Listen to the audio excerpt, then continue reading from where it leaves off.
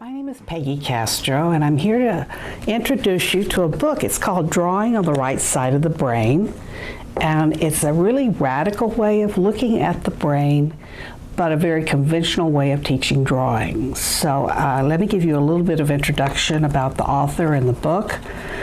Betty Edwards is a former art teacher who wrote Drawing on the Right Side of the Brain in 1979. It was a huge phenomenon and has been reprinted many times, with revisions made after working with neurologists at the University of California. It is radically different approach to drawing, even though the process is very conventional. In writing this book and working with neurologists, she has learned many different things about the brain. She states that drawing is a global skill that anyone can learn. Essentially, it adds up to perception, which is summarized in the simple statement, I see. This perception can be used in problem solving, and many inventions have come about by visualization. She claims that we are a left brain society, and it is crippling us in many ways. In particular, it is crippling our children.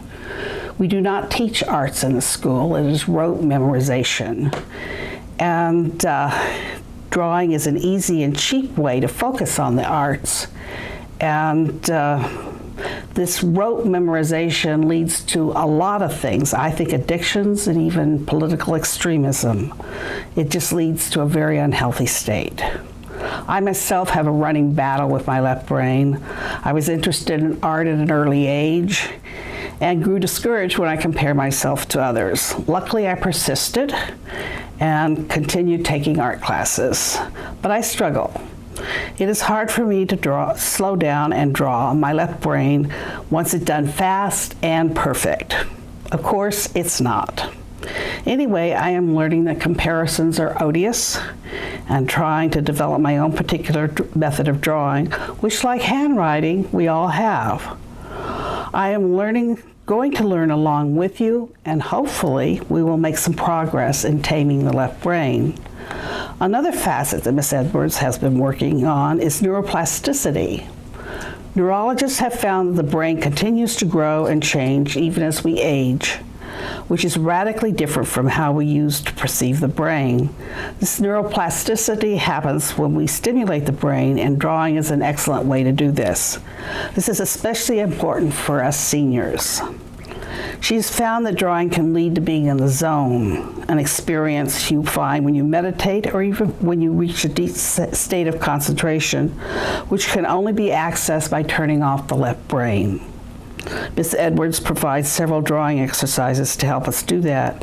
Finally, be careful of the left brain. It will sabotage your efforts and give you excuses not to follow through.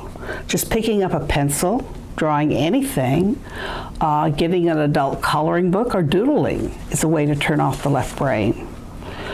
We will learn 5 basic global skills of drawing: the perception of edges, where one thing ends and another begins; the perception of spaces, what lies beside and beyond; the perception of relationships, perspective and proportion; the perception of light and shadow, seeing things in degrees and values; and finally, what these skills add up to is the gestalt, seeing the whole and its parts. And we will begin with drawing 3 objects. These are pre-instruction and simply designed to give you a baseline so you can measure your progress. You will draw a face of someone you know from memory. You will draw your own face, and you will draw your hand.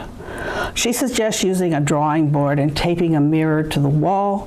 I was not able to do this. I simply propped the mirror on the pillow and used my sketch pad. Take your time with these.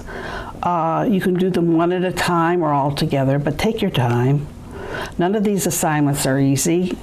And again, the purpose is to establish a baseline to measure your progress. And try to think of this as play and experimentation. You are learning to develop your own particular style, and as I say, comparisons are odious. and you will need several things for this course. Again, you can adapt, and we will see as we go along what is needed, and you can decide for yourself. Finally, I will read a quote to you that is in the book from The Master and the Emissary by psychiatrist and Oxford professor Ian McGilchrist. Over the course of history, the master, the right hemisphere, has seen his empire and powers usurped and betrayed by his emissary, the left brain. In these days of exponential technology, this is even more critical, and the arts can provide a valuable means to tame the beast. Thank you.